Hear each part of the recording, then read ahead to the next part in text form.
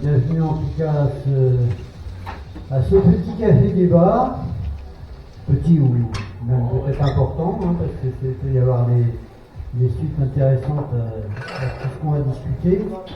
Donc on est là pour discuter sur les handicaps psychiques et sur la santé mentale, c'est le sujet de ce soir. On est là aussi pour discuter dans un cadre quand même bienveillant, tranquille, posé. Si on a des choses, des revendications un peu trop importantes, on les met un peu dans sa poche quand même. Voilà. Et puis donc il y aura notre ami Jean-Jacques qui vous passera le micro régulièrement. Voilà, donc quand vous avez quelque chose à dire, on vous passera le micro, et puis nous on sera là pour reformuler vos questions, vos remarques. Donc voilà, donc le handicap psychique. Ça reprend une note. Le handicap psychique, tiens, déjà pour commencer, on va commencer par faire un petit tour de table pour voir qui est là, donc se présenter courtement. Donc en 2-3 mots, on va vous passer le micro un par un, et puis vous allez juste vous présenter avec votre prénom et puis ce pourquoi vous êtes venu, qu'est-ce qui vous a encouragé à venir ce soir. Mais après.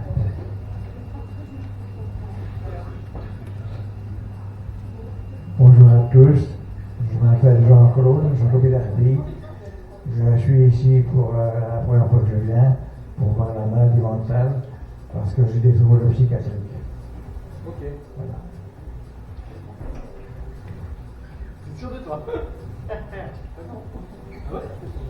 Je présente qui toi, moi? Donc Sébastien, représentant Éclipse France Mayenne, bénévole auprès de notre Altesse Damien sur les cafés débat depuis le mois de mai 2025, et là en tant qu'assistant du chef. Bon, moi, j'ai pas besoin de me présenter, je pense que tout le monde me connaît.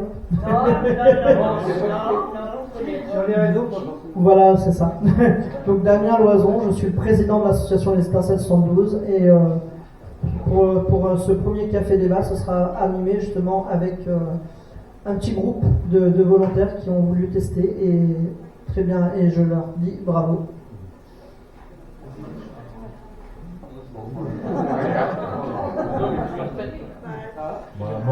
Moi c'est Renaud, je suis adhérent aux Étincelles 72 et puis je suis venu pour participer au café débat au thème qui est le handicap mental, c'est ça? C'est ça, handicap psychique et santé mentale. Santé mentale, ok.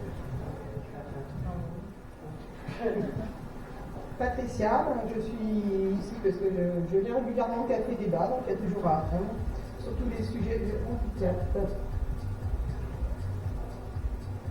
Moi c'est Manolita, donc je n'étais pas présente à la base, et donc du coup je me suis dit que c'est toujours intéressant d'avoir un petit créneau de libre là à la dernière minute. Voilà, donc d'apprendre quelque chose, et puis des choses, on a toujours besoin d'apprendre dans la vie, donc voilà, à bientôt.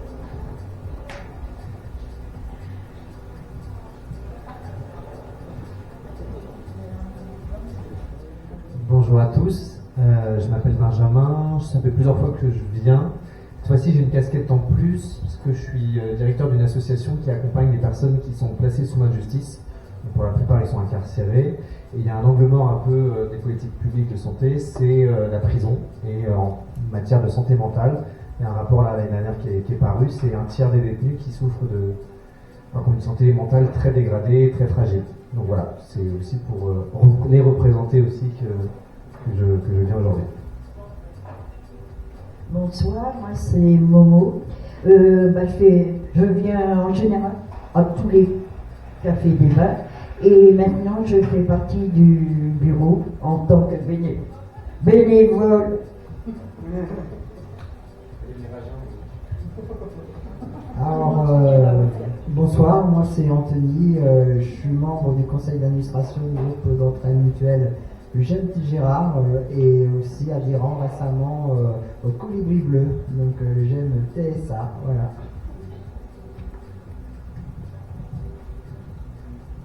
Alors moi c'est Michael, je suis adhérent aux étincelles et à épilepsie 72. Et je souffre d'épilepsie et quand on souffre d'épilepsie, il y a aussi la dépression et ça fragilise la santé mentale. Voilà, c'est pour ça que je suis ici. Bonsoir à tous, je m'appelle Elodie, je viens régulièrement aussi au Café des Bars. Et je suis secrétaire épilepsie France Paul Mayenne. Et je suis épileptique et aussi j'ai beaucoup de questions par rapport à la santé mentale, comment l'épilepsie peut au niveau mental, comment ça peut dans le temps quoi.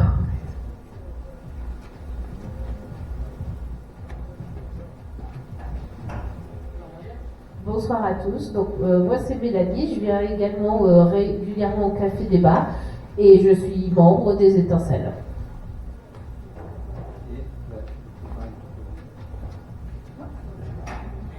Bonjour, moi c'est Sandra, je fais partie des Étincelles, je suis la secrétaire apprenante, balbutiante, padawan des Étincelles. Voilà, et donc je vais co-animer le Café Débat. Enfin, je vais essayer. Bonsoir.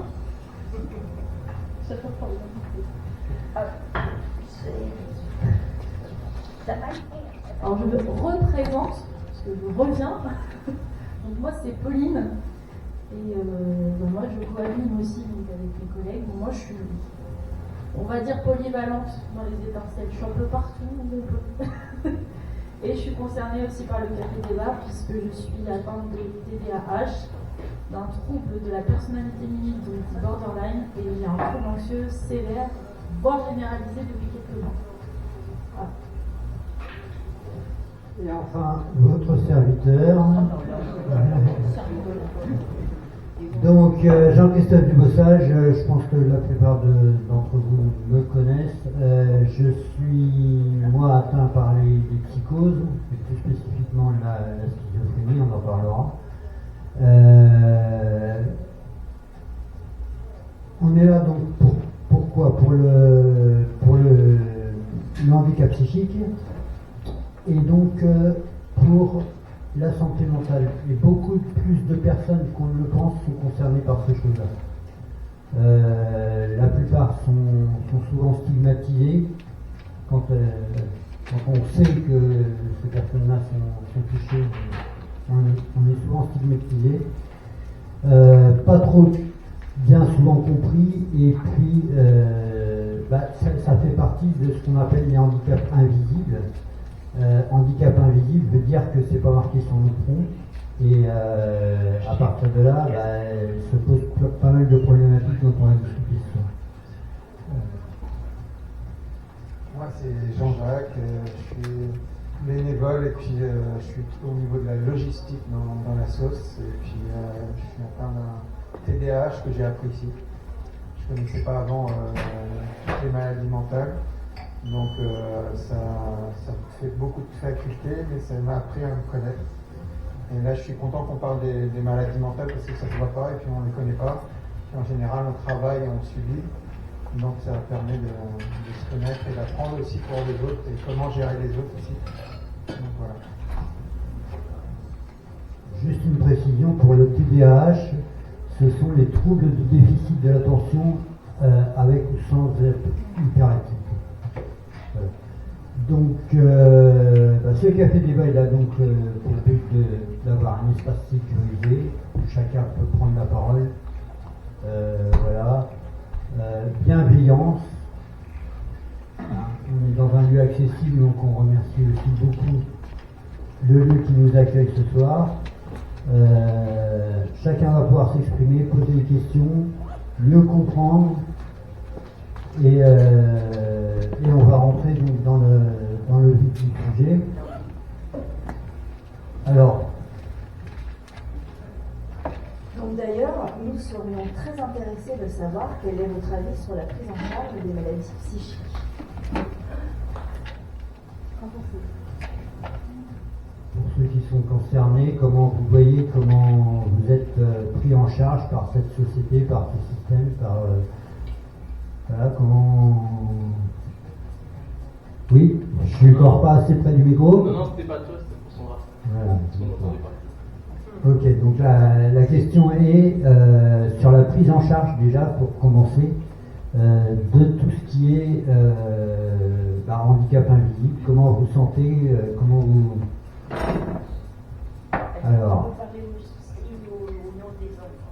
Alors, on peut parler au nom des enfants. On va donner la parole à Momo. Oui. Malheureusement, il y aurait trop à dire, mais il n'y a personne pour défendre les enfants. Et malheureusement, quand il y a des personnes qui peuvent les défendre, on leur fait clouer le bec parce qu'ils gênent. Et c'est. Moi, ma petite fille, elle a été 7 ans sans aller à l'école. 7 ans. Elle souffre de quoi? Ah, ben ça, on ne veut pas me le dire. Parce que je suis que la grand-mère. On me dit, de toute façon, avant 16 ans, on ne peut pas déterminer. Alors, je voudrais que vous me disiez si c'est vraiment vrai. Est-ce qu'avant 16 ans, on peut dire tel enfant souffre de telle maladie ou d'une autre? Est-ce que c'est vrai ce qu'on m'a dit? Je ne sais pas. C'est vrai que pour la plupart des handicaps invisibles et pour la plupart des maladies psychiques, ça se déclare assez tard, malheureusement. Donc, sur les diagnostics, ça peut être difficile. Il y a une remarque?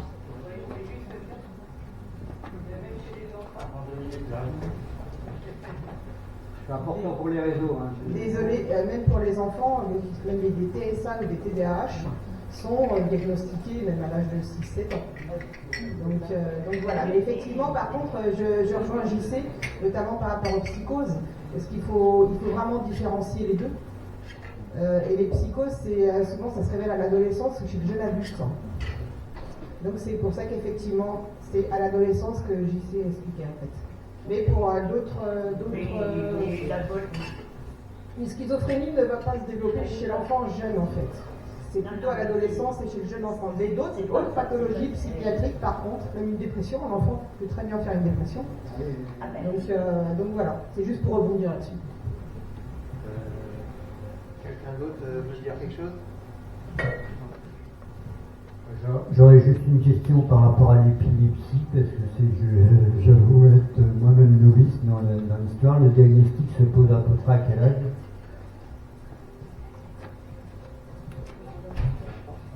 Elle est très simple ta question, JC. En fait, le diagnostic, tu peux être épileptique toute ta vie. Tu peux l'avoir à n'importe quel âge. Donc en fait, une crise d'épilepsie, ça se diagnostique que quand on la voit. Après, en général, le diagnostic est vraiment posé qu'à partir de la deuxième. C'était 0-100 ans, mais c'est jamais facile à diagnostiquer. Alors, j'en parlais encore ce week-end à Laval. Le diagnostic, des fois, il est souvent tardif parce que les personnes sont malheureusement démunies face à ça et parce qu'il y a tellement de préjugés, si tu veux, que aller dire aux parents, bah oui, il a de l'épilepsie. Bah non, en fait, on n'a pas envie de vous le dire. Et après, pour rebondir tout à l'heure, ce que tu disais, comment on est sur la santé mentale ou psychique, je pense que c'est comme la majorité des maladies, on est très loin du compte par rapport aux besoins qu'il y a en France. Juste une question sur le rebondissement de ce que tu viens de dire. Comment on repère et qu'on sait que c'est une crise d'épilepsie? Tu peux peut-être savoir. C'est encore pas trop simple. La journée internationale, c'était hier, les enfants. Mika dira pas le contraire, nous ils ont fait Le Mans, c'était hier, et Laval, c'était samedi. En fait, comment tu repères, ça dépend. Parce que tu peux être, si tu es sur une crise convulsive dite généralisée, où tu as tous tes membres qui convulsent d'un coup, et ton corps s'arrête pas, il faut que tu appelles le SAMU ou les pompiers pour l'arrêter, là tu le vois. Mais quand c'est comme certains, ça peut être les absences, donc c'est une rupture de contact de quelques secondes à quelques minutes. Là, si tu n'es pas dans la personne, tu ne le vois pas. Parce que des fois, tu as certaines personnes qui font, comme tu dis, certains types de crise, tu le vois parce que tu le sais. Mais si tu ne le sais pas, que la personne peut être épileptique, je suis d'accord avec toi, voir c'est compliqué. Mais souvent, dès la deuxième, tu sais que la personne est épileptique, parce que là, tu mets les examens, tu fais les EEG, les IRM, des choses comme ça, et là, tu te dis, tiens, elle est épileptique. Et là, j'ai eu un cas, il n'y a pas si longtemps, c'est l'épilepsie, on l'a trouvé tout de suite, parce que la crise était tellement forte qu'on a dit, il n'y a pas de souci de diagnostic.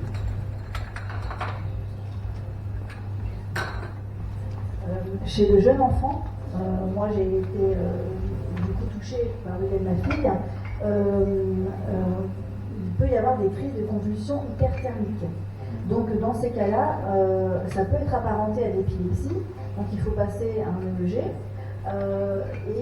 Du coup, le traitement c'est du Valium en intrarectal quand il se passe une crise.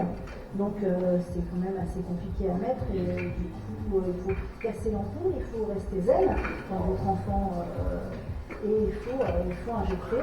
Et sinon vous avez des gouttes aussi de Valium aussi en cas de, mais ils sont obligés de faire différents examens pour poser le diagnostic et savoir si c'est que des convulsions hyperthermiques ou alors des convulsions ou de l'épilepsie.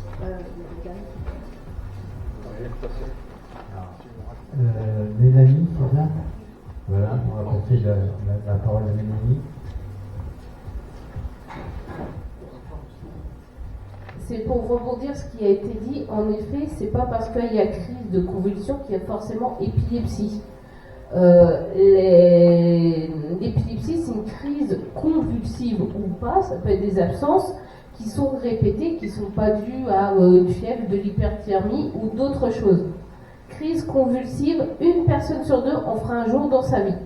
Et pourtant, pas forcément épileptique. Voilà. Juste pour me donner une idée, si on perd connaissance, il y a d'autres symptômes en même temps ou pas forcément? Ça dépend. Ça dépend des personnes, ça dépend des choses. C'est ça, en fait, parce que tu dis pas. Enfin, après, on va pas rester là-dessus longtemps. C'est pas une épilepsie. Non, mais tu m'en veux ce soir, mon Gigi. Non, mais on ne dit pas une épilepsie, mais des épilepsies, parce que chaque épilepsie est différente et chaque personne est différente en soi. C'est-à-dire, par exemple, le traitement qui va marcher sur moi ne marchera pas sur toi. Désolé, je te prends l'exemple parce que c'est toi qui poses la question. Mais voilà, en fait, tu as tellement de symptômes que c'est différent d'une personne à l'autre. Donc, le poste de diagnostic, c'est vraiment que les professionnels. Nous, en tant qu'association de patients, c'est vrai que souvent, on est en train de dire, bah oui, peut-être, avez-vous fait tel examen, mais c'est difficile. Non, c'est difficile de cadrer direct. Non, et tout à l'heure, Sandra parlait, je remonte vite fait sur les benzos. Le Valium, comme tu disais, Sandra, c'est à prendre vraiment avec précaution parce que ça, c'est pour les enfants. Mais pour les adultes, c'est le Rivotril qui est 3 à 4 fois plus fort.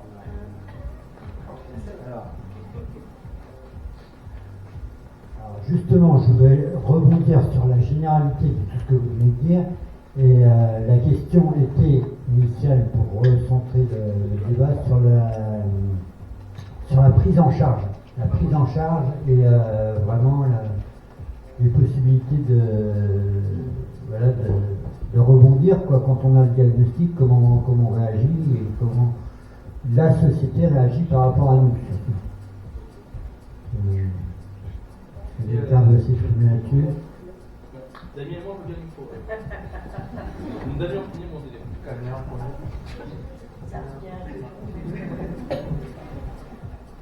C'est vrai que concernant le TDAH notamment, ou tout ce qui est neuroatypique, on voit bien que la société n'est pas prête aujourd'hui et qu'il y a pas mal de difficultés.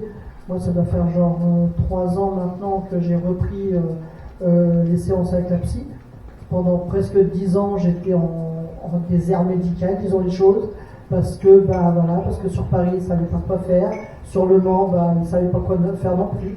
Et puis alors maintenant, il y a pire parce qu'on a TDAH, on a neuropathie, on a peut-être un TSA, mais peut-être, on ne sait pas trop. Et puis on a une myopathie qui se rajoute, il y a déjà un syndrome qui existait déjà. Alors là, on est en mode, ok, A4, on va faire comment? On va y arriver comment? Peux-tu expliquer légèrement? ce que c'est qu'un TSA? Mais surtout, TSA, c'est le trouble du spectre autistique, ce qu'on a appelé vulgairement avant l'autisme Asperger, mais qu'on n'utilise plus aujourd'hui pour des raisons classiques, j'ai envie de dire, puisque si on se renseigne bien, Asperger, ça date justement de la guerre avec Hitler, donc voilà. Donc si on pouvait éviter d'utiliser ce terme-là, ça serait du respect pour les personnes atteintes d'autisme. La partie prise en charge de tout ce qui est santé mentale et santé, j'ai un exemple concret et précis juste sur la partie neurologique. Sur la Sarthe, il manque 8 neurologues. J'ai pas le nombre de patients suivis, mais j'ai juste le nombre de professionnels manquants.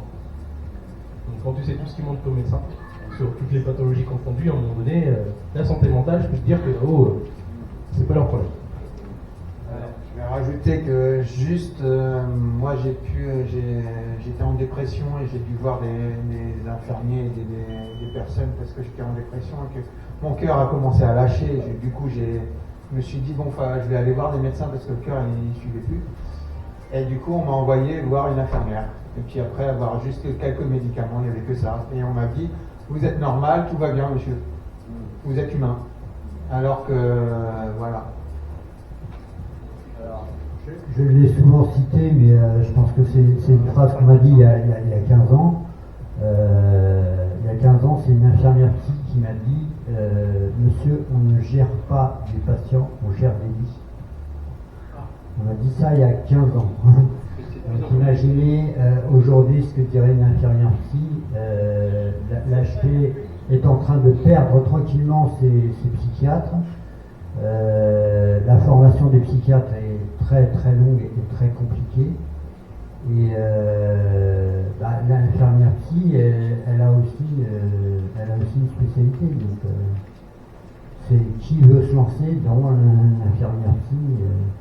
Voilà, aujourd'hui, il y a aussi un manque de formation du personnel.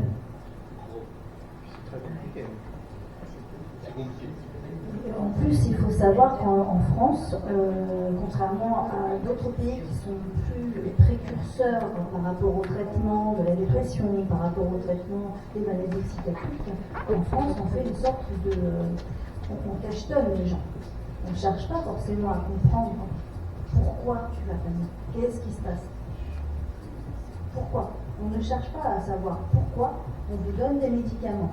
Et dans un premier temps, quand vous avez besoin d'une prise en charge urgente, vous avez un numéro d'urgence à faire quand vous êtes en crise, par exemple en crise de schizophrénie ou en crise par exemple où vous êtes envahi par des idées suicidaires, des choses comme ça, vous avez un numéro d'urgence.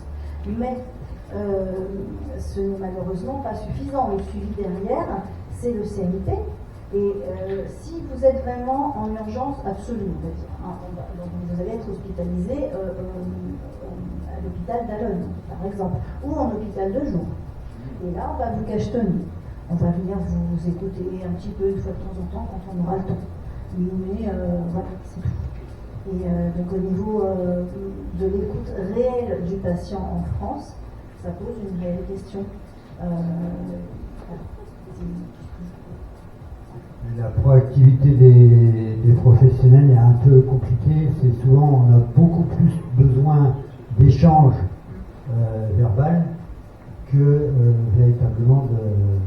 Mais voilà, c'est intéressant en tout cas. On n'a pas parlé de l'anxiété sévère, mais bon, ça fait aussi partie des troubles psychiques chroniques. Voilà, tout ça fait partie du handicap psychique.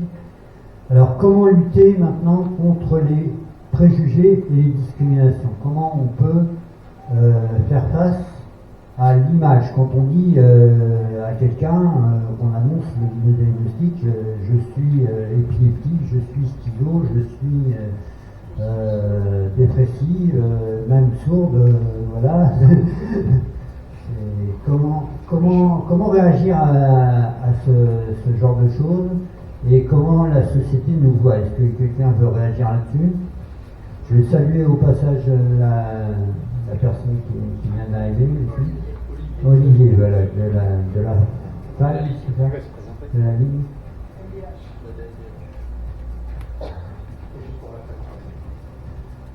Pour la présentation ou pour la question? Parce que la présentation, oui, je suis Olivier de la Ligue des droits de l'homme. Voilà. Merci.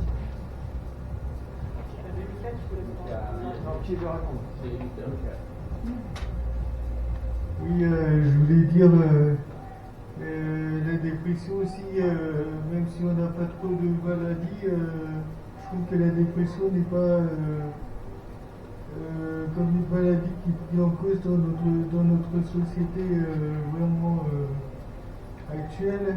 Et puis il faut, pour lutter contre pour favoriser la santé mentale, je veux dire, il faut savoir le bien-être, prendre soin de son apparence, et aussi ne pas faire des addictions au jeu, l'alcool, la drogue. On peut ne pas avoir une maladie et d'un coup se mettre au jeu, avoir une rupture amoureuse, voilà. Être dépressif suite à un décès d'un parent de notre famille. Et puis déjà la santé mentale, déjà elle n'est plus bonne chez nous, quoi.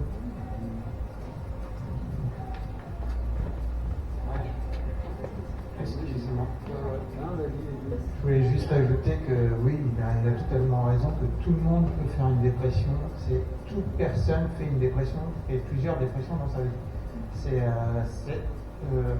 On perd quelqu'un, il en a parlé, travail et tout, un burn-out, ça peut arriver à n'importe qui, à n'importe quel moment. Et après, on a le vieillissement de la vie aussi qui fait qu'on subit, et des fois, il y a des troubles qui peuvent arriver et on peut changer. On peut naître avec, et on fait avec, et on grandit avec, et les gens s'en aperçoivent, mais ça peut arriver tout au long de notre vie. Donc personne n'est à l'abri, et c'est ces messages-là qu'il faut porter. Parce que du coup, ça peut toucher même les personnes qui se croient au-dessus, et les faire réfléchir. Enfin, je pense.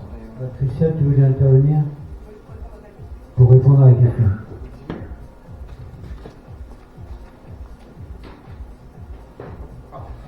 Parce que tu posais la question, comment en fait on pourrait effectivement arriver un peu à changer l'image de l'extérieur de la société. Ça se fait, mais il faut savoir aussi qu'on revient de loin, parce que il n'y a pas si longtemps que ça, en fait, toutes les personnes qui avaient, entre guillemets, qui étaient considérées comme des fous, qui avaient des comportements un peu bizarres, ils étaient enfermés dans des asiles. Donc on ne cherchait même pas à savoir de quelle pathologie ils souffraient, quoi que ce soit. Tout le monde, c'était les débiles, les fous, et hop, c'était enfermé. Donc ça faisait peur aussi à la population. Donc il y a aussi encore cette image qui est ancrée, je trouve, limite dans nos gènes, limite dans l'hérédité, hein, c'est un peu bizarre. Mais les gens ont peur. Il y a certaines personnes qui, effectivement, les pathologies psychiatriques font peur. Et donc, entre guillemets, il faut détricoter, je vais y arriver, pardon. Il faut détricoter un peu toutes ces images qui sont ancrées depuis des siècles, des années, enfin des siècles plutôt. Et justement, c'est en intervenant, en présentant les pathologies, que effectivement, oui, même une personne schizophrène aujourd'hui vit à l'extérieur, avant on l'enfermait. Toutes les pathologies étant enfermées de toute façon. Et voilà, et il faut que la population, c'est à force des représentations comme ça, à force de faire des manifestations que vous présentez les pathologies psychiatriques. Et en plus, le gros problème aujourd'hui, il a été dit, et on est vraiment, en plus, on n'est encore pas dans le bon sens, c'est que la psychiatrie est en pleine crise. Donc la psychiatrie est en pleine crise, il n'y a plus vraiment de lieu même pour accueillir les personnes même qui sont en crise totale, donc ça va aux urgences de l'hôpital. Les urgences de l'hôpital, ils ne sont pas du tout adaptés pour ça.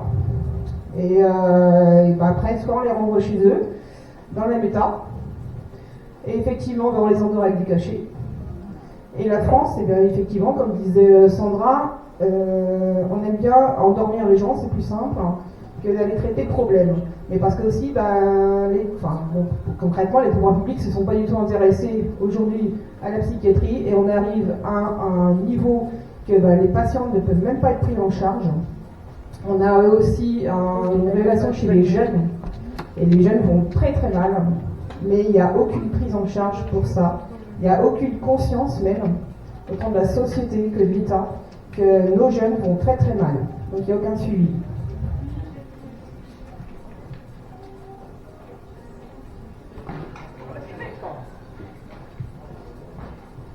Par rapport aux jeunes, je voulais quand même juste rebondir très rapidement sur une chose.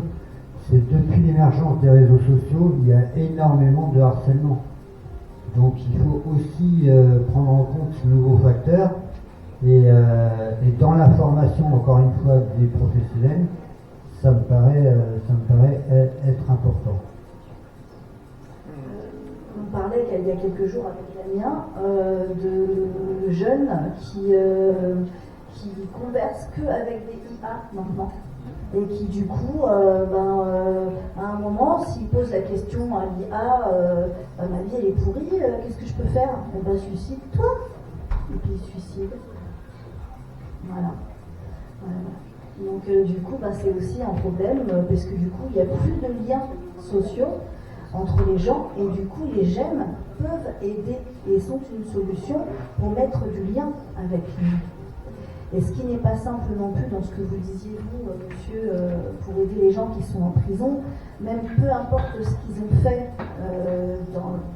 comme crime, on les enferme dans une cellule, l'isolement est quand même compliqué, on les coupe de leur famille, et ils ne travaillent plus, et souvent, donc du coup, la dépression ne doit pas être facile. Si vous voudriez bien nous en parler un petit peu. Alors, simplement, c'est vrai qu'on a souvent l'image de personnes qui sont incarcérées qui ont commis des crimes. C'est que 1% des personnes qui sont incarcérées qui ont commis des crimes, le reste, c'est que des délits. Donc, c'est des choses, il n'y a pas mort d'homme, si je peux le résumer comme ça. Et donc, c'est vrai qu'en général, en plus, dans les conditions de détention, il vaut mieux avoir fait quelque chose de très grave plutôt qu'un petit délit. Parce qu'en fait, on n'a pas le droit, il n'y a pas de surpopulation dans les centres pénitentiaires. Donc, centre pénitentiaire, c'est les peines supérieures à 2 ans. Par contre, dans les maisons d'arrêt, il peut y avoir de la surpopulation. Parce qu'on attend une place en centre pénitentiaire le plus fréquemment. Donc effectivement, on est à 3 ou 4 dans 9 mètres carrés, matelas au sol. Et même Nicolas Sarkozy l'avait dit dans son livre que la prison, ça devait être fait pour apprendre, mais qu'à 3 ou 4 dans 9 mètres carrés, on n'apprenait pas, on était détruit. Et je vous laisse imaginer effectivement des lieux assez insalubres, très isolés, très violentés. Donc effectivement, c'est un vrai sujet. Et moi, je voulais peut-être poser une question, parce que ça fait partie des sujets qui me traversent. Comme on est tous d'accord pour dire qu'il y a une pénurie de professionnels un peu partout en France, en Sarthe, c'est une catastrophe au niveau de la psychiatrie. Donc je pense qu'on ne pourra pas résoudre le problème, nous, avec nos petits bras, dans les 5, 10, 15 ans à venir. Il faudra former une nouvelle génération, etc. Je ne suis même pas sûr que véritablement les places soient véritablement créées. Comment on peut faire pour prendre en charge les maladies mentales, psychiques, sans médecin? Parce que je crois que c'est comme ça qu'on va devoir régler le problème. Et par exemple, je suis trop long, pardon, un permis de construire, c'est une asso qui existe à Nantes, Rennes, Vannes, et en fait ils ont internalisé la compétence psy. Et nous on galère à trouver des psychologues sur le territoire.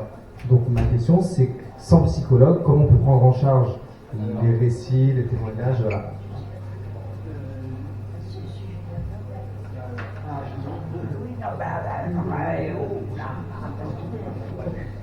Non, je veux répondre. Ton idée est très bonne. Moi, je l'ai vécu pendant 25 ans. J'ai dû être auprès de ma fille qui avait de gros soucis et on était capable de lui dire: Madame, c'est vous la malade, c'est vous qu'on va interner. Pendant 25 ans. Et c'est pour ça que je dis, là, quand ma petite fille est née, donc j'ai pris en charge ma petite fille, malheureusement qui a eu des gros soucis. Bon, là, elle a eu un diagnostic, pas à la naissance de ma petite fille, à la deuxième, quand elle a été une deuxième fois enceinte. Là, la juge a dit, il faut faire quelque chose. Et c'est là qu'il y a eu un diagnostic. Mais moi, j'ai pas eu le droit de savoir, puisqu'elle était majeure. Donc, c'est pour ça que je comprends pas que pour ma petite fille, on la bourre de médicaments, comme tu dis. On la bourre de médicaments, et puis, voilà. Je vous jure, c'est... Moi, on m'a fait comprendre, ferme ta et voilà, fais ton rôle que de grand-mère. Hein, parce que moi, j'ai voulu aller au-delà, et ben j'ai franchi la ligne, et c'était très mauvais pour tout le monde.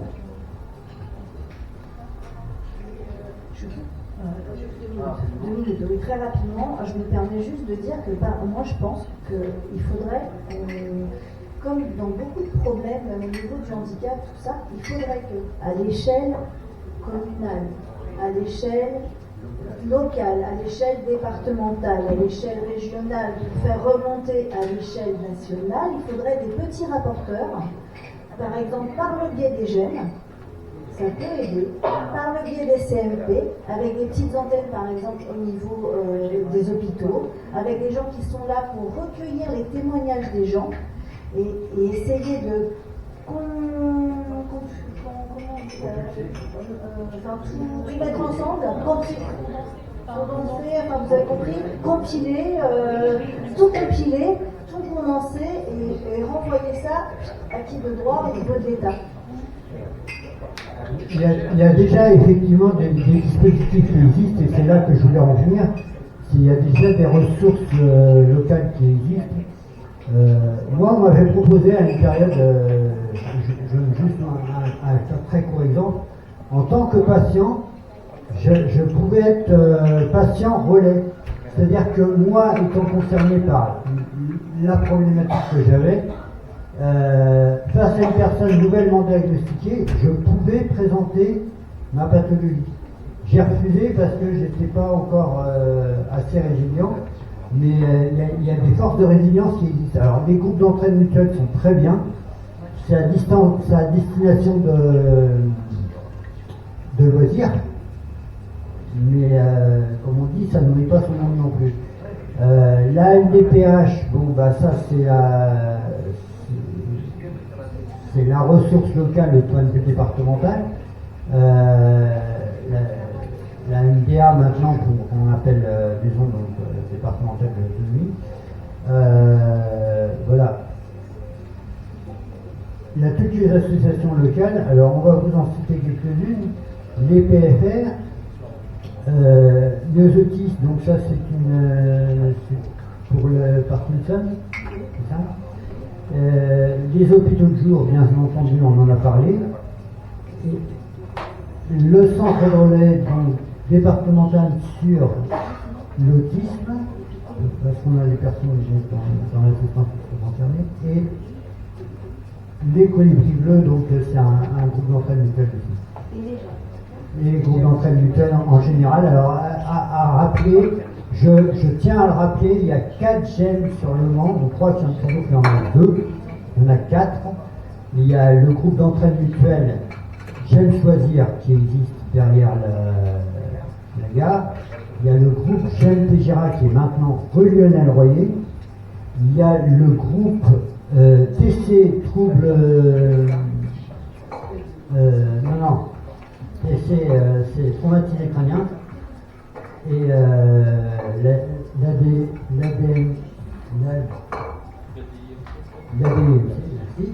et donc le quatrième, donc les colibris bleus pour les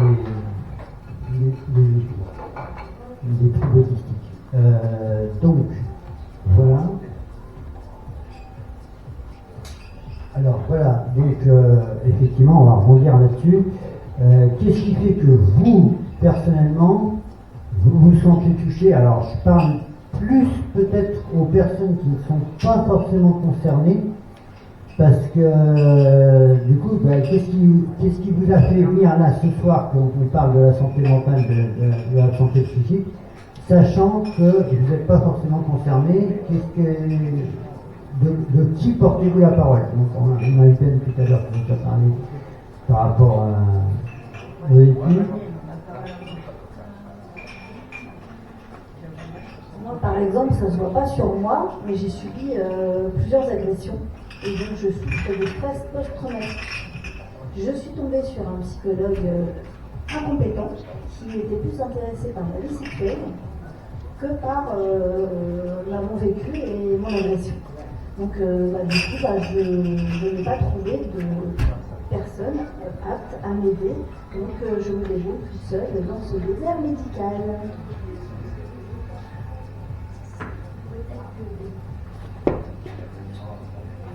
Peut-être que si tu en parles maintenant, est-ce que tu aurais besoin de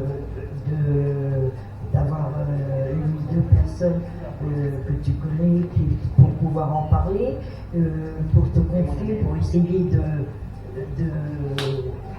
comment dire, que tu puisses vider ton sac, comme on dit. Je fais les choses toute seule et je me détends et je crée ma bulle le soir. C'est très gentil. Merci beaucoup. Non,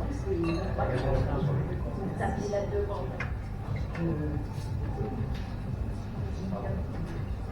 Et donc du coup, je crée ma bulle parce que moi en fait le stress vient surtout la nuit. Et du coup, j'ai vraiment des angoisses, c'est une horreur, donc je suis obligée de me mettre dans ma bulle.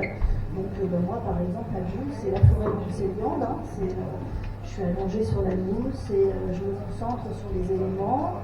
Donc je me concentre sur le vent, sur les feuilles qui bougent, sur les oiseaux, sur le bruit de la forêt, et je m'imagine, et du coup ça squeeze mon cerveau et ça me permet d'aller mieux. Après, bon, les angoisses finissent toujours par ressurgir, mais j'essaye de faire les choses naturellement, sans médicaments,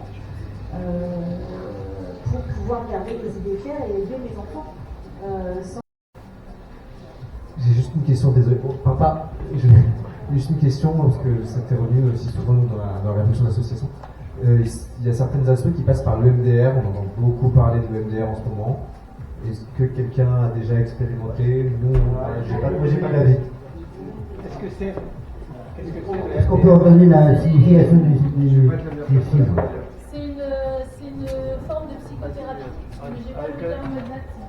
C'est pas grave, donne ce que tu penses. J'ai pas le terme exact, mais le MDR en fait c'est aller en fait replonger vraiment dans ce qui nous angoisse le plus.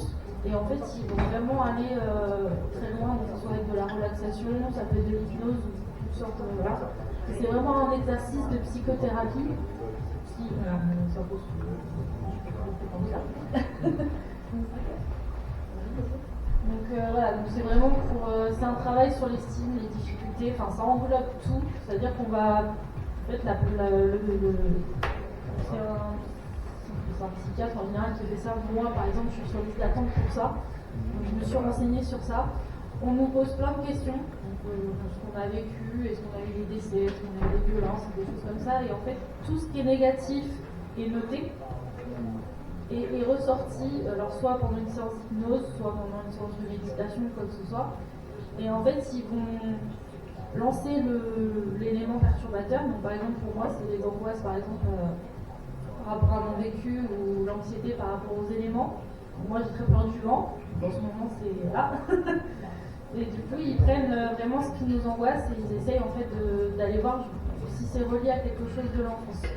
Moi, par exemple, ma phobie du vent, on m'a demandé, et d'ailleurs c'est notre cher Damien qui m'a soumis la question, est-ce que en fait la peur que j'ai du vent, de la pluie ou des tempêtes n'est pas alliée à quelque chose de mon enfance, une scène de violence, une dispute de parents, quelque chose, et que j'aurais lié les deux, et qu'en fait j'ai peur de ça. Alors on ne sait pas, il y aurait eu beaucoup de vent, et c'est que le vent que tu as gardé. Alors par exemple ça peut être ça, moi je sais que je me suis renseignée parce que moi pour mon vécu à moi je me suis dit, je suis née en 94 donc il y a eu la tempête de 99, donc je me suis demandé si on a eu quelque chose, un dégât ou quoi que ce soit, on n'a rien eu, on n'a pas été touché, après peut-être mais on n'a rien eu du tout. Est-ce que tu as été laissé dehors une tempête, je t'avoue. On n'a pas toujours la réponse à tout. Mais voilà, c'est vraiment, ils prennent le vécu donc année par année. Alors des fois, ça peut être très long. Ils appellent des séances, c'est sur plusieurs séances forcément. Mais après, ils savent vraiment ce qui est important et pas important. C'est-à-dire que des fois, il y a peut-être un petit trouble. Je sais pas, on va stresser pour. Moi, par exemple, le vent. Je sais que c'est pas ça va pas être le plus important qu'ils m'ont traité. Ce qu'ils m'ont traité, c'est le fait que le deuil de mon père n'est pas fait. Donc, je suis en train de le détruire toute seule. Parce que je ne le fais pas. Il y a aussi le rejet de mon handicap, parce que moi j'ai un handicap qui n'est pas ultra connu. Il y en a très peu, d'ailleurs j'en croise très peu qui me disent moi je suis borderline, j'ai l'impression d'être la seule dans le monde là clairement. Depuis un petit moment j'ai l'impression d'être la seule dans le département qui est borderline. Mais c'est un trouble, voilà, on l'associe à la bipolarité. Donc moi quand je dis je suis borderline, bah, t'es bipolaire. Non, c'est très différent. Les deux sont très différents. Alors, la bipolarité, c'est ça, c'est encore mon vécu à moi de ce que j'ai fait un peu de psychologie. Parce que moi, je me suis auto-diagnostiquée. J'ai été en lire des. Donc la bipolarité, ils ont des changements d'humeur, mais eux par contre c'est vraiment par personnalité. C'est-à-dire on va dire le terme, ils sont pas tout seuls. Et chaque personnalité peut avoir, alors ça dépend des personnes, mais peuvent avoir un nom ou peuvent être alliés à une situation. Par exemple, je vais prendre mon exemple, on peut avoir par exemple la Pauline en colère, la Pauline en soirée, la Pauline au travail, la Pauline dans les transports, enfin voilà, chaque événement en fait a sa personnalité. Donc ça c'est bipolarité. Borderline c'est les émotions. On a des personnalités mais par émotion. Donc la Pauline anxieuse, la Pauline en colère, la Pauline triste, la Pauline enjouée et puis pour une demi-heure on est moins enjouée parce qu'on est fatigué. Donc Borderline c'est vraiment un petit, enfin moi je me suis renseignée sur ça et là c'est vraiment très technique, c'est vraiment une partie du cerveau qui fonctionne très mal, qui ne s'est pas réglée. Et en fait toutes les émotions elles font une bulle, mais une grosse bulle, et à un moment le cerveau il se dit je fais quoi, donc stop, enfin il se met en stop, et c'est là qu'il y a des crises forcément, de l'anxiété, tout ça, qui sont malheureusement gérées que par les médicaments. Je suis voilà, je veux dire clairement une droguée de médicaments. J'en prends depuis 9 ans, pas le choix, parce que je ne peux pas vivre sans. Et maintenant j'ai un traitement à vie, donc je n'ai que bientôt 32 ans, donc toute ma vie je vais être au Xanax et voilà, toute ma vie. Donc c'est pas simple. Juste répondre très rapidement parce que j'entends deux choses. J'entends à vie et j'entends pas le choix. Dans la résilience que chacun a, alors je conçois que chacun a sa résilience par rapport à sa problématique. Mais moi, pour avoir été en psy pendant 20 ans, on a commencé, j'avais 20 médicaments en 2002. Aujourd'hui, j'ai plus qu'une injection. Donc, bon, comme je dis dans mon jargon GAD, voilà, aura la ref qui aura la ref, mais du coup, on n'est pas forcément malade, enfin considéré comme handicapé à vie. Je pense que chacun a sa résilience et chacun peut évoluer. Alors, avec la question de la prise en charge, parce que si la prise en charge est améliorée, si on tombe par exemple sur des... Alors, je ne demande pas de tomber sur des psychiatres qui vont discuter avec vous, parce que ça n'existe pratiquement pas. Mais des infirmières psy qui sont formées au dialogue, ça existe. Des gens qui sont dans la bienveillance et dans la compréhension de la problématique de la personne. Un cas de mysticisme, je peux vous dire que c'est très compliqué à gérer. Parce que c'est à un moment, les hallucinations, elles sont là. Et puis, faut gérer avec la personne et ses hallucinations, qu'elles soient visuelles, auditives ou autres. Et si le gars il voit un ange le lendemain, un démon, et le lendemain il voit lui-même, voilà, faut savoir répondre aussi à la demande du patient. On t'a bien répondu, on t'a bien aidé, toi ? Alors, on m'a bien répondu oui, dans le sens où le Xanax, je m'en suis sorti. Tu vois, par exemple, le Xanax, je m'en suis sorti. Les somnifères, je m'en suis sorti. Bon, ça m'a valu ce matin de me réveiller à 5 heures. Mais voilà, il y a des leviers de résilience, je ne peux pas le dire autrement, des leviers de résilience qui permettent de comprendre, déjà s'auto-diagnostiquer, comme disait Pauline, c'est aussi très intéressant de s'auto-diagnostiquer, de savoir un petit peu se renseigner sur nos problématiques personnelles et aller vers les ressources locales. Je voulais revenir sur les ressources locales très rapidement. Pardon ? Il y a quelqu'un qui voulait parler ? Oui, Damien.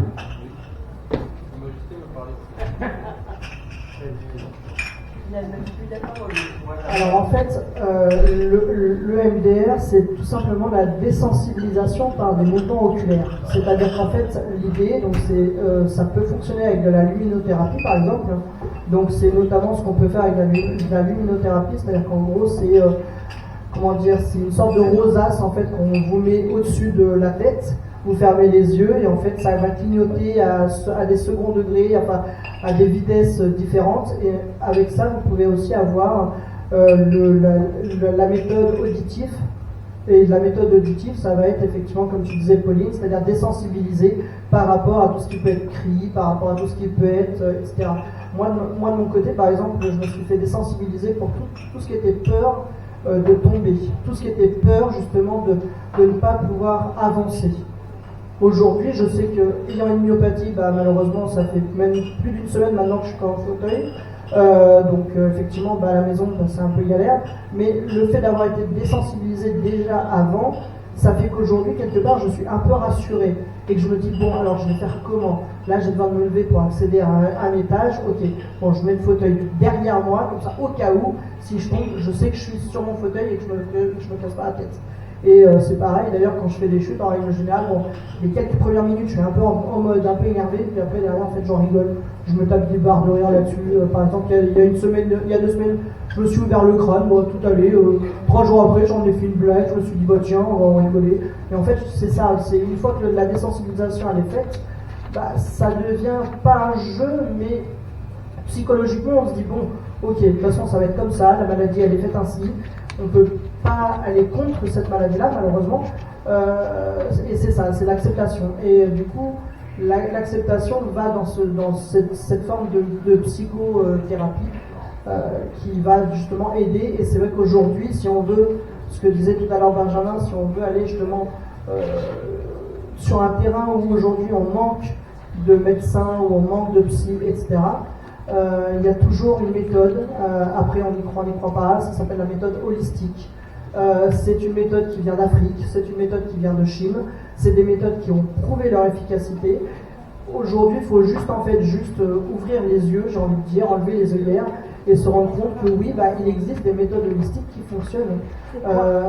Une méthode holistique, c'est simple, on part du principe que tout est énergie et que de ce fait, au niveau du cerveau, il y a des ondes électriques. Donc si votre cerveau a des ondes électriques, à un moment donné, il y a comme un coup de jus.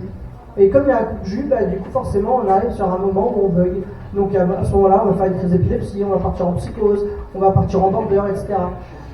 Alors que si on a justement l'utilisation de cette méthode aussi bien chinoise, asiatique que africaine, en fait ça va nous faire calmer en fixant un point. Moi par exemple, quand je pars loin dans mon TDAH, j'allume une bougie, je me fous dans le noir total et je fixe la bougie. Et en fait, il va se passer un truc très simple, c'est que mon cerveau va faire comme une déconnexion. Je vais avoir comme un voile devant les yeux. Et en fait, mon cerveau va tout simplement se balader. Et il va aller là où il veut. Donc à un moment donné, je peux me retrouver à la plage, je peux me retrouver dans une forêt, je peux me retrouver avec des lutins, enfin bon bref.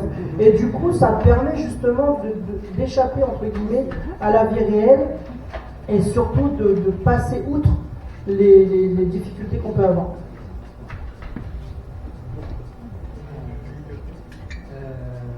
Je passe le micro tout de suite. Je vais juste rebondir sur ce que tu disais, Damien.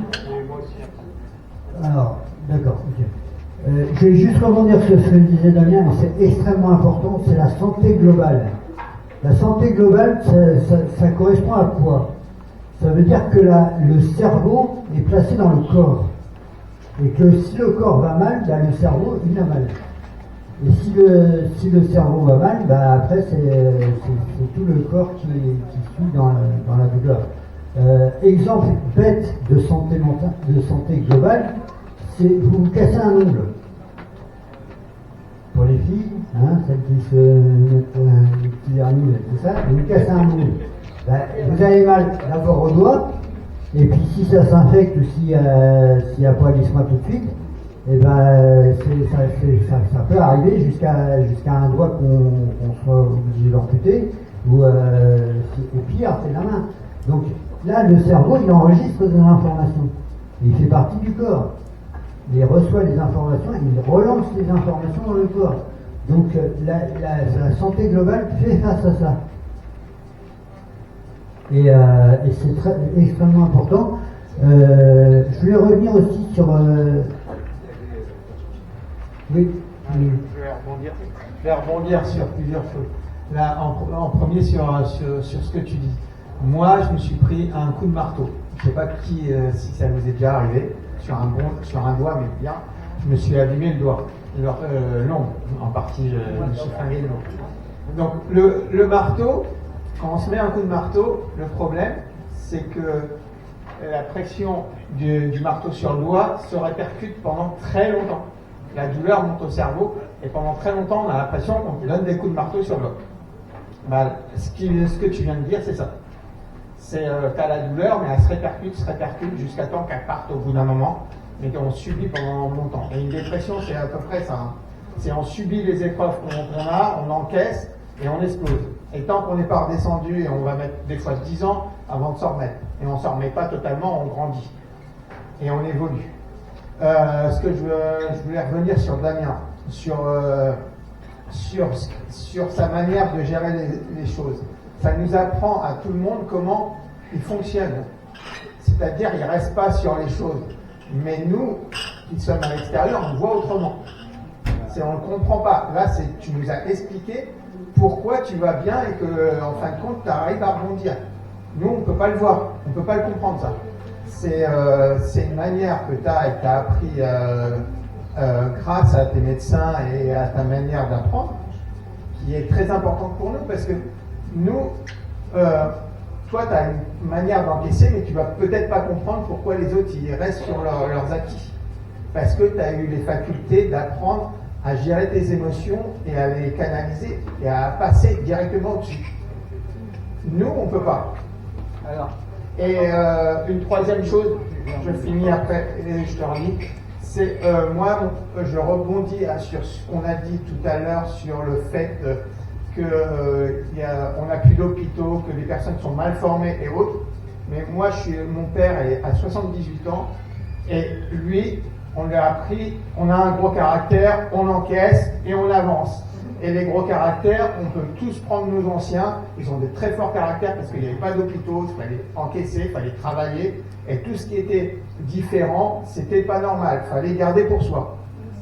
Et on est dans une époque où on a peut-être les hôpitaux, ils sont peut-être mal formés, on espère que ça va changer, mais merci qu'ils sont là déjà, parce qu'on fait comme on peut, mais 50 ans en arrière, c'était complètement différent. Et on a tendance à, je globalise pas, mais on régresse, mais on est là pour bouger les lignes et j'espère que ça va avancer, quoi. On n'est plus des patients, on est des clients. Oui, non, mais c'est ce que je disais, c'est ce qu'on m'a dit il y a 15 ans. Redis-le devant la caméra, parce qu'il est hors caméra. C'est ce que on a une personne, bonjour Fabien. Et effectivement, on m'a dit il y a 15 ans, c'est une infirmière psy qui m'a dit monsieur, on ne gère pas des patients, on gère des lits. On gère des lits. Donc c'est plus ou moins devenu. Alors Patricia, je te donne la parole tout de suite. Je voulais rebondir sur ce qu'a dit Jean-Jacques, parce que je suis pas tout. Enfin, je vais nuancer. En fait, c'est pas parce qu'on a fait une dépression et qu'on s'en est sorti, forcément, de toute façon, il reste toujours des traces, donc on vit avec, on a accepté, on a avancé, on a évolué, qu'on ne peut pas comprendre l'autre.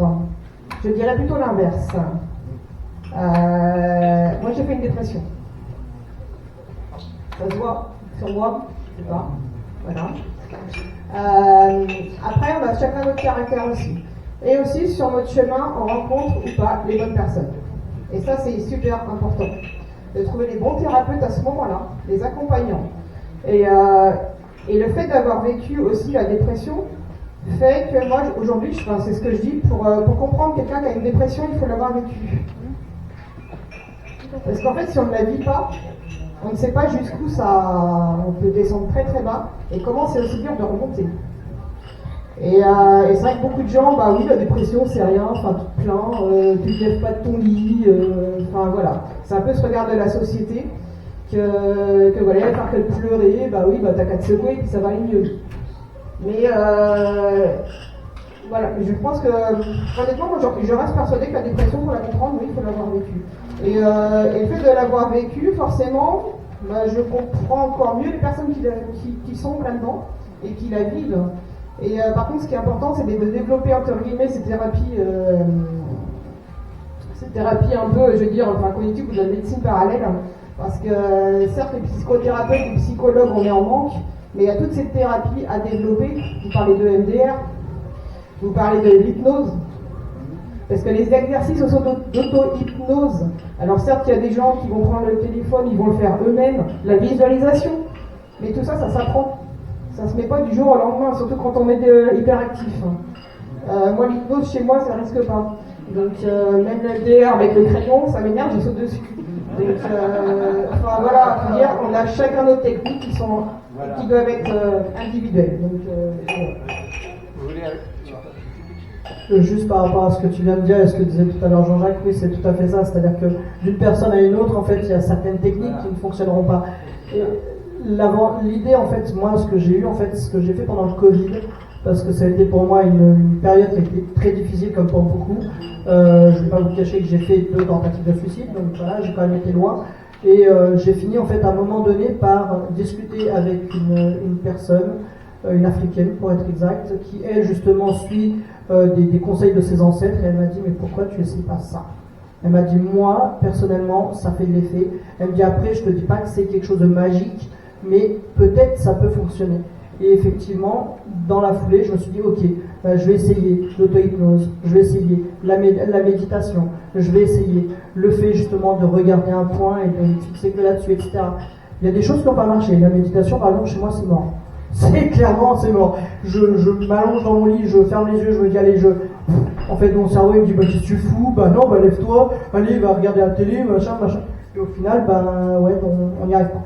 Mais par contre, à côté de ça, le fait justement de regarder une flamme, par exemple, ou même une lampe, bah c'est con, mais en fait, à l'intérieur, ça va être comme si mon cerveau est en train de regarder en mode oh c'est joli, il y a plein de couleurs, oh tiens, il y a quoi comme couleur. Puis en fait, au bout d'un moment, à force d'analyser, on finit par s'auto-fatiguer, et comme le cerveau s'auto-fatigue, bah derrière forcément bah, ça lâche et puis on peut passer à autre chose.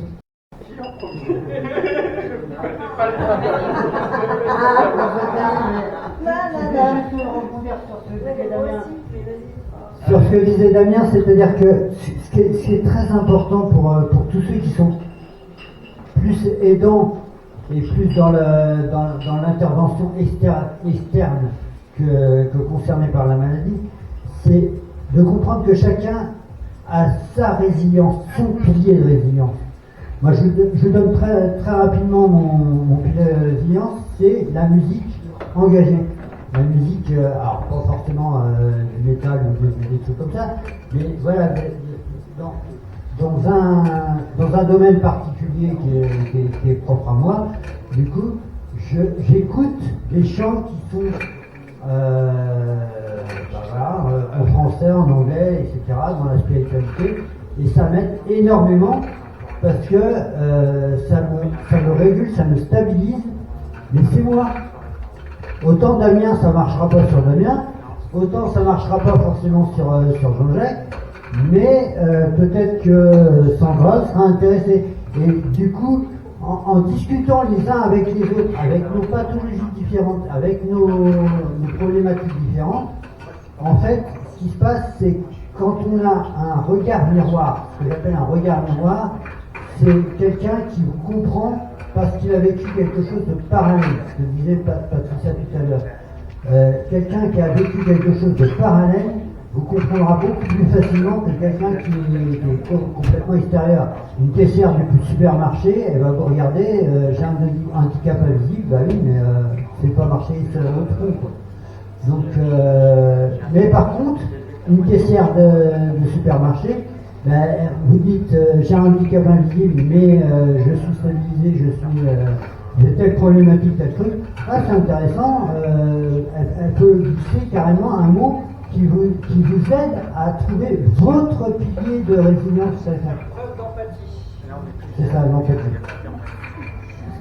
Donc sinon vous avez une autre technique aussi qui existe, c'est Françoise Dolto qui l'a créée, ça s'appelle le reborning. Donc vous avez un premier rendez-vous où vous expliquez, c'est souvent avec votre enfant. C'est quand votre enfant a quelque chose qui ne va pas, on développe quelque chose, un souci, peut-être quelque chose de psychiatrique ou un trouble psychologique, et on vous demande de raconter votre grossesse. Et notamment, il y avait eu un exemple comme ça où la personne expliquait que l'enfant disait qu'il n'était pas capable. Et ce n'était pas lui qui n'était pas capable. Il répétait les mots que sa mère disait même pendant la grossesse. Je ne suis pas capable d'être maman, je ne suis pas capable. Et en fait, l'enfant a repris ces mots. Ils ont fait la technique du reborning, c'est-à-dire ils ont retracé au moment de la grossesse, l'accouchement, tout ça. Et en fait, il s'est rendu compte que ce n'étaient pas ces mots qu'il portait, mais les mots de sa maman. Et à partir du moment où il en a pris conscience, ben, il était capable. Il ne portait plus la charge mentale de sa maman. Et donc cette technique porte ses fruits. Donc c'est une technique faite par certains psychologues, psychiatres, et c'est fait par Françoise Dolto. Voilà.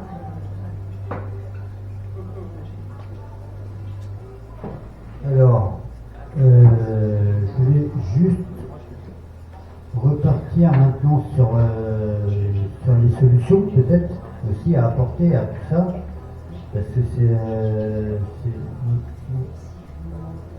on arrive sur les suites à donner à ce café débat pour faire aussi avancer la société. Comme je disais tout à l'heure, il y a des patients référents qui existent sur certaines pathologies, donc renseignez-vous auprès de vos CNP, auprès des personnes qui vous suivent. Il y a l'UNAFAM pour les aidants, pour les parents de personnes qui ont... parents et enfants, oui, mais bon, enfin, moi, personnellement, j'ai eu des difficultés avec eux, donc enfin, bon, oui, on peut conseiller l'UNAFAM et le programme Pro-Famille, et le programme Pro-Famille en particulier. Voilà. Et aider les aidants. Alors voilà, aider les aidants, ça c'est aussi... alors justement, je vais peut-être poser la question à des personnes dans la salle qui sont plus dans l'intervention extérieure, dans l'aidance, dans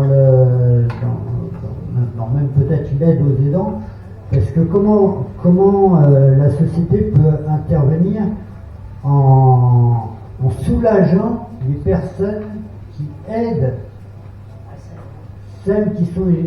parce que je veux dire, il y a des personnes parmi nous qui ont aidé d'autres personnes dans la pathologie, et voilà, comment...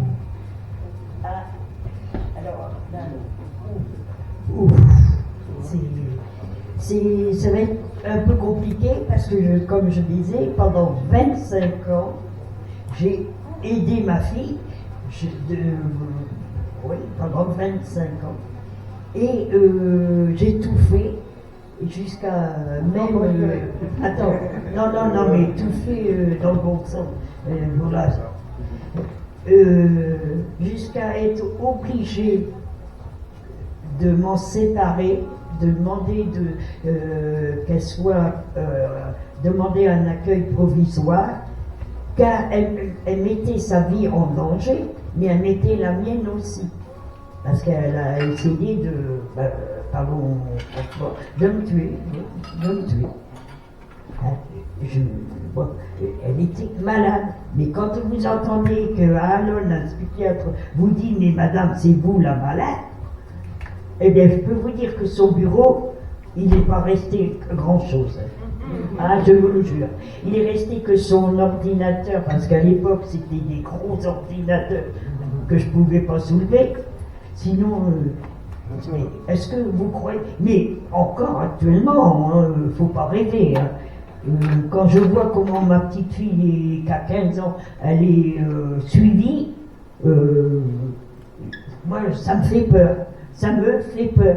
Et que quand vous voulez l'ouvrir, essayer d'ameuter les journaux, les radios, enfin faire le bordel, en parlant poliment, eh bien on vous casse.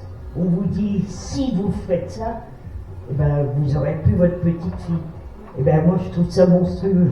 C'est monstrueux. Mais justement, comment on peut soulager ces personnes-là? Est-ce qu'il y a des leviers aussi de résilience peut-être pour les aidants? Et là, je voulais peut-être lancer une réflexion un peu plus large pour finir, pour aller vers la fin de ce café débat. Mais voilà, comment vous voyez ça? Comment on peut aider, comment on peut soulager quelqu'un qui est déjà une charge mentale par rapport à une personne qui l'aide, qui est là, elle est là peut-être tous les jours ou peut-être toutes les semaines.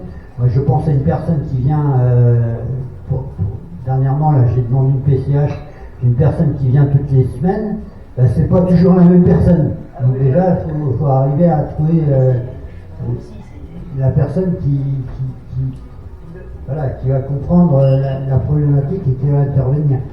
Donc, le suivi des aidants, comment vous voyez ça? Est-ce que peut-être il y a une réaction?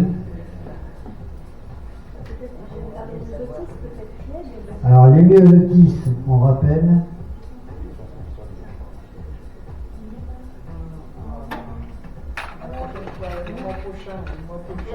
C'est dommage.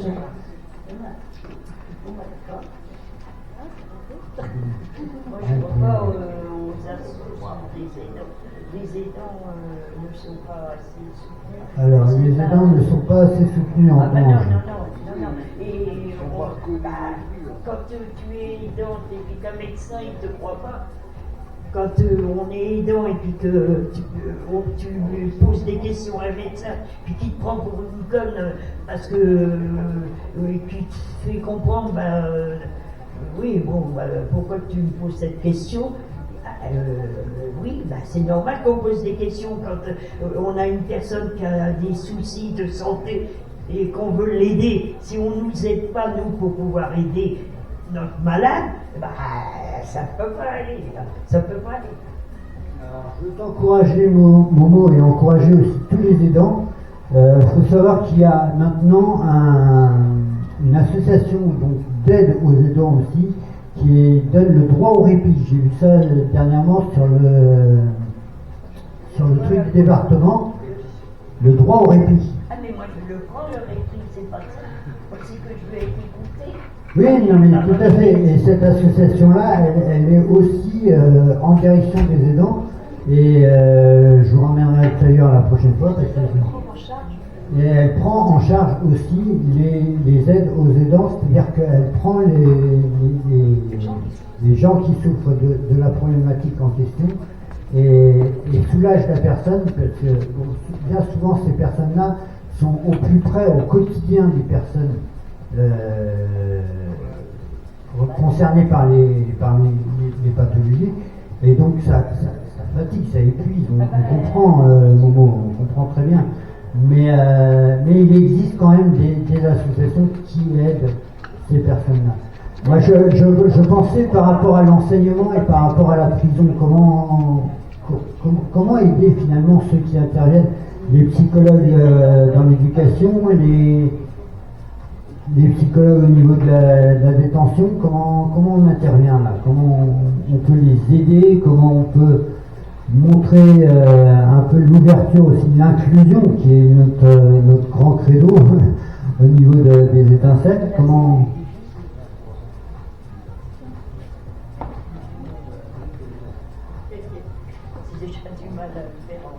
il y a plusieurs choses. Il y a effectivement des dispositifs dont nous on est partenaires qui sont des droits au répit, c'est-à-dire que ce sont on va pas dire des stages, mais des jours justement, des semaines ou même des week-ends où ils sont,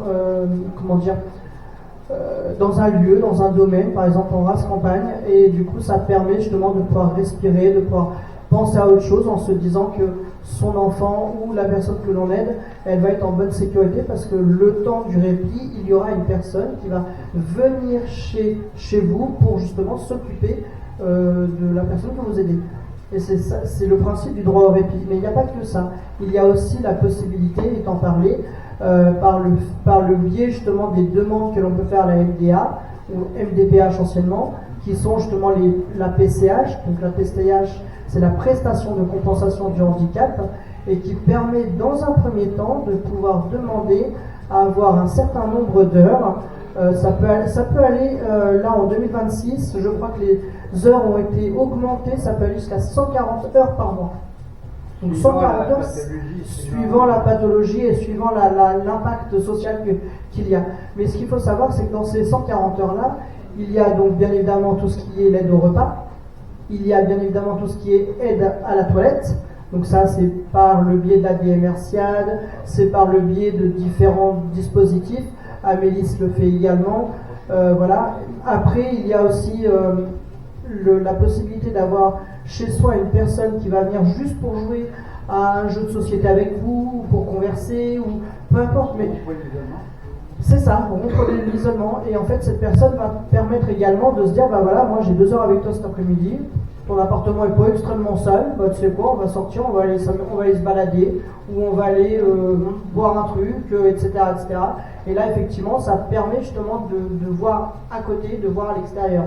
Aujourd'hui, on a la chance au niveau des étincelles d'avoir pas mal de partenaires, notamment Onela, notamment la DMR, notamment le SIAD, etc., qui permet du coup aujourd'hui de pouvoir mettre en lien les personnes qui sont en demande pour leur permettre derrière d'avancer. Et c'est vrai que ça, on le sait très bien, aujourd'hui, il y a des informations dans tous les sens, tout le monde a toutes les informations, mais en même temps, personne ne sait rien. Alors ça, c'est un truc que je trouve magnifique. Quand on va dans un endroit, qu'on demande une information, on dit bah non, bah en fait je sais, mais je sais pas. Bah dans ce cas, alors nous justement aujourd'hui on essaye de centraliser par le biais de notre synergie, par le biais de notre site et par le biais de nos réseaux, parce qu'effectivement on a beaucoup trop d'informations qui circulent et par moments les informations principales sont noyées dans le capharnaüm en fait tout simplement. Et on voit bien aujourd'hui avec les différents services. Nous, on est reconnu aujourd'hui comme intérêt général, ce qui nous permet justement quelque part de remplacer les assistantes sociales et de pouvoir aider à faire les dossiers, que ce soit les dossiers MDA, les dossiers demande de logement, les dossiers PCH, etc. Quand je vois le nombre de personnes qui nous sollicitent, je me dis ah ouais, c'est autant le bazar que ça pour avoir une info. C'est juste incroyable.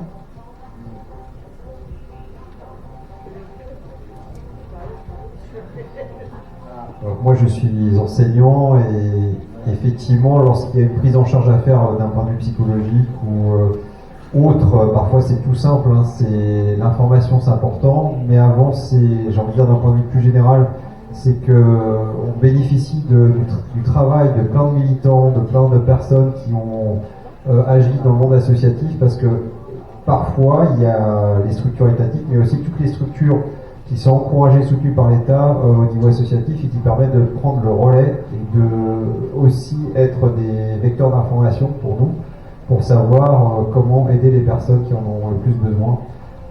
Donc c'est important de défendre et à la fois les services publics mais aussi le monde associatif, et là on le voit actuellement avec ce que vient de dire Damien, et d'une manière générale peut-être de contrer aussi un discours ambiant qui montrerait que l'entraide, la solidarité, tout ça c'est un peu révolu et que ce qui compte c'est chacun pour soi et c'est un peu le plus fort qui va l'emporter quoi. Et ce discours-là est quand même fait que je pense que si des personnes de bonne volonté sont soutenues et sont encouragées dans leur milieu, elles peuvent peut-être arriver à faire quelque chose.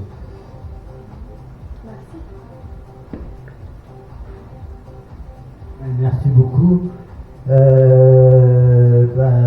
je crois qu'on va s'acheminer tranquillement vers la fin de notre café débat. Dans une démarche inclusive, donc pour lutter contre l'isolement et continuer un peu les discussions, le prochain café débat a lieu ici même au Portland le 14 avril. Le 10 mars d'abord pour les autistes, c'est ça, pour le sujet de l'autisme.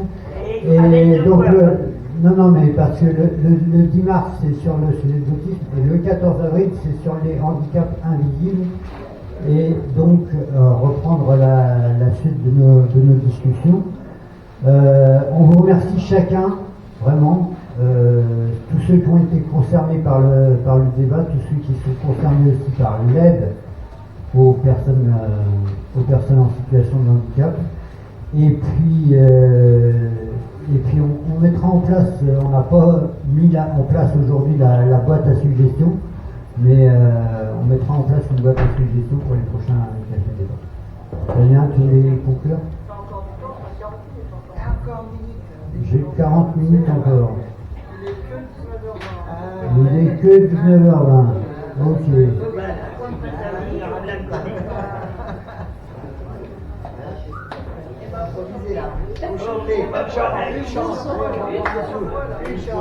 Qu'est-ce qui, selon vous, du coup, pourrait faire avancer les choses? Donc, on a vu le côté solidaire, le côté des associations, le côté petit rapporteur à l'échelle communale, locale, départementale, tout ça, ça peut faire avancer les choses.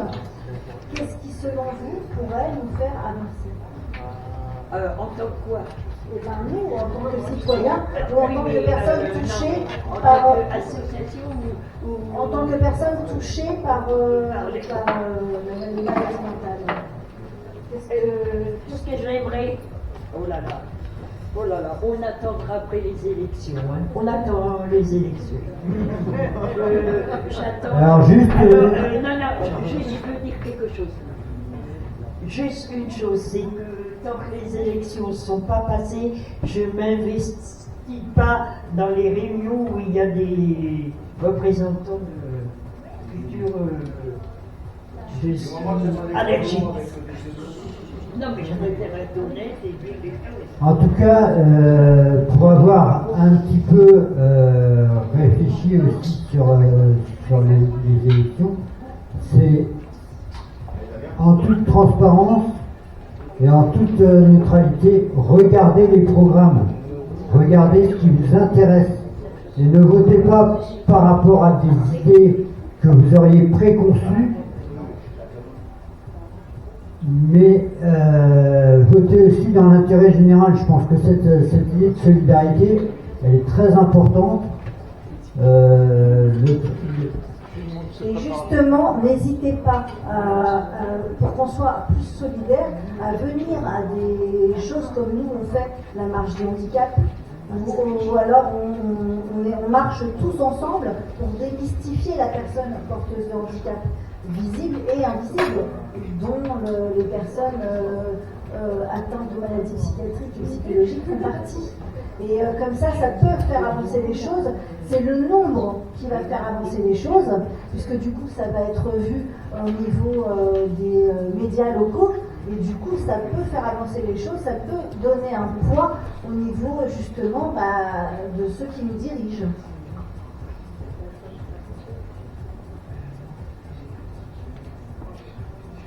Seb au secours. Seb au secours. C'est comment on peut continuer le débat ou est-ce qu'on fait une petite pause et puis qu'on reprend le débat après?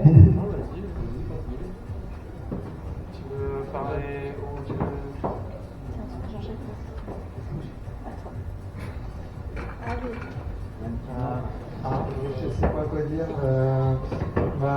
Déjà faire un point peut-être de ce que vous en avez pensé de cette soirée, de ce qu'on a pensé, qui en a tiré quelque chose.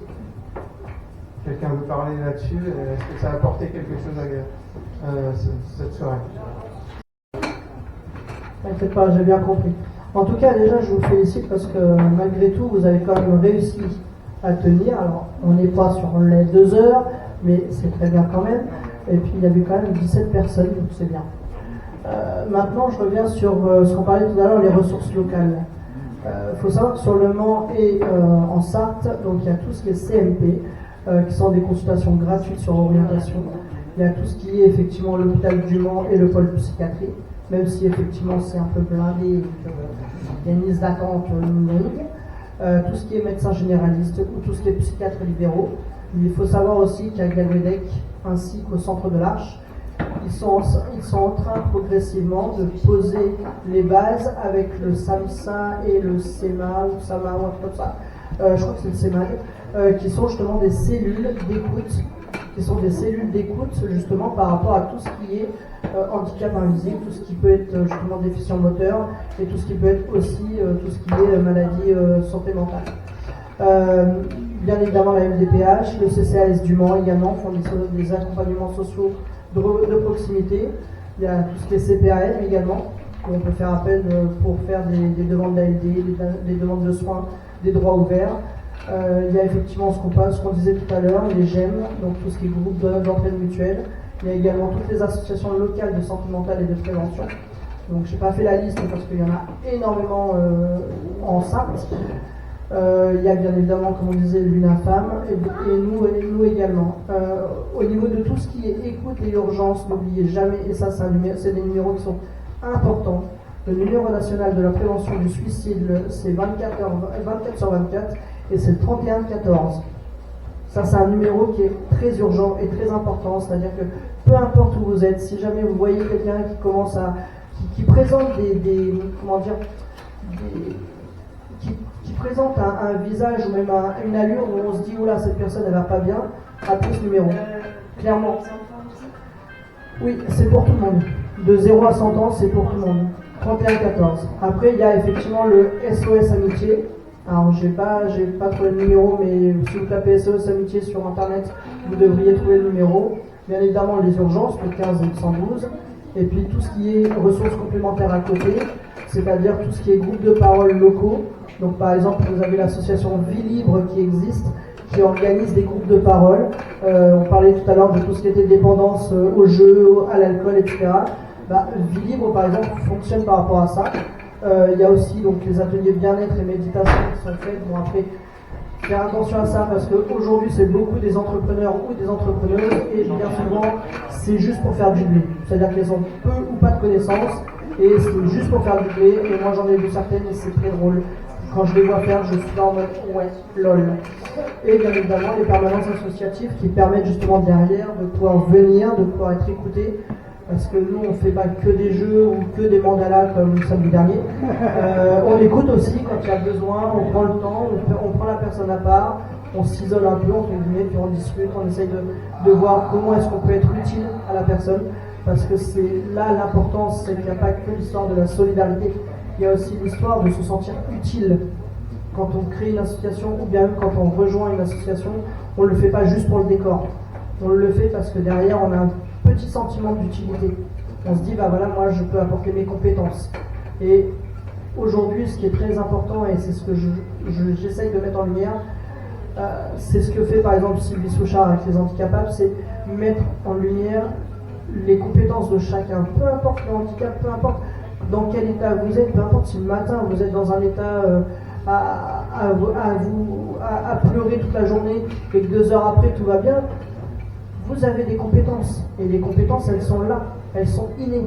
Il y a des personnes qui sont capables, par exemple, de répondre à un téléphone toute la journée et à aider, à écouter, etc. À l'inverse, il y a d'autres personnes, elles vont être capables de pouvoir répondre à des mails ou bien même créer des articles, créer des poèmes, comme ça peut être le cas de Sandra, etc., etc.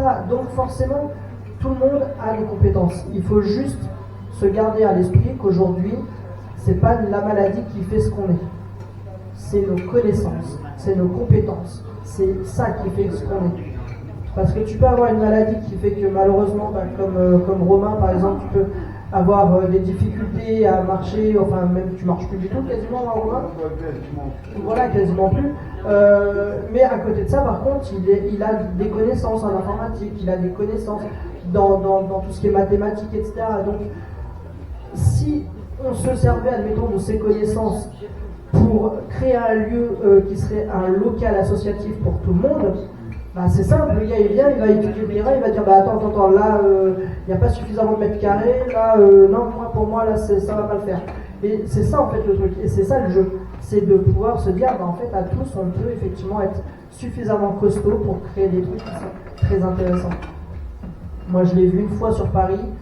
Je terminerai par là. J'ai vu ça une fois sur Paris à l'époque avec quand on faisait des manifestations et qu'on voulait absolument faire comprendre certaines choses. Ça s'appelait Nuit debout à l'époque. Et ce qu'on avait fait, c'est qu'à un moment donné, on voulait absolument un local parce qu'on voulait absolument que les gens viennent nous voir parce que tout le monde se disait c'est quoi Nuit debout, ça sert à quoi, machin. Et en fait, tout simplement, l'idée c'était de contrer la gouvernance actuelle, enfin du moment plutôt, pour justement essayer de montrer que en fait on n'est pas que des citoyens ou des sous-citoyens et que nous sommes des hommes à part entière et des femmes à part entière et qu'on a des connaissances.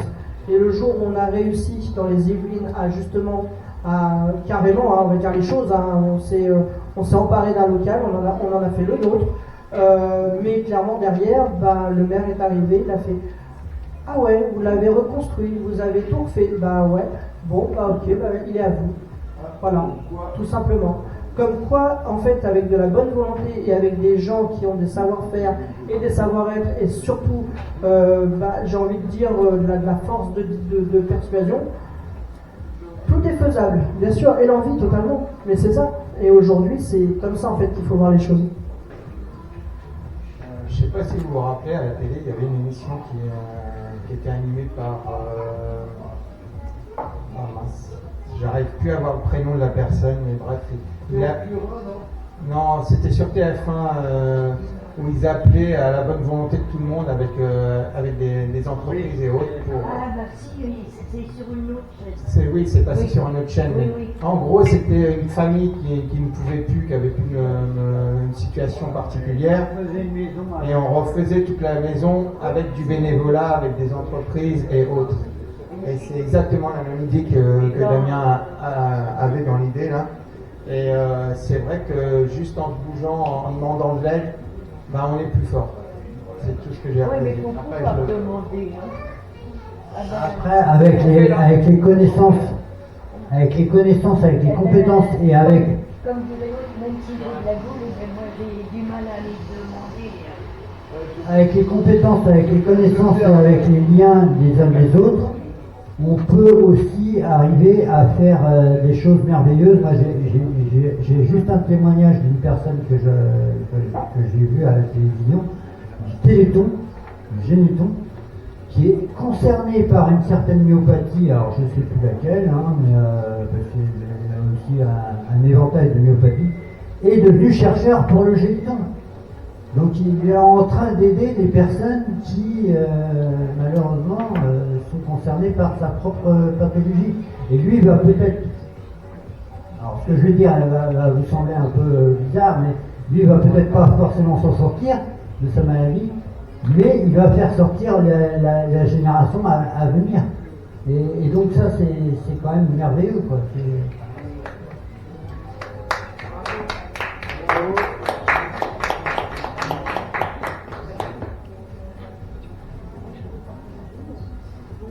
Quelqu'un veut rajouter quelque chose?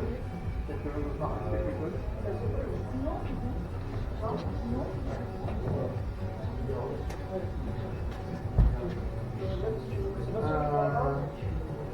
Sébastien, si tu veux venir à un excours.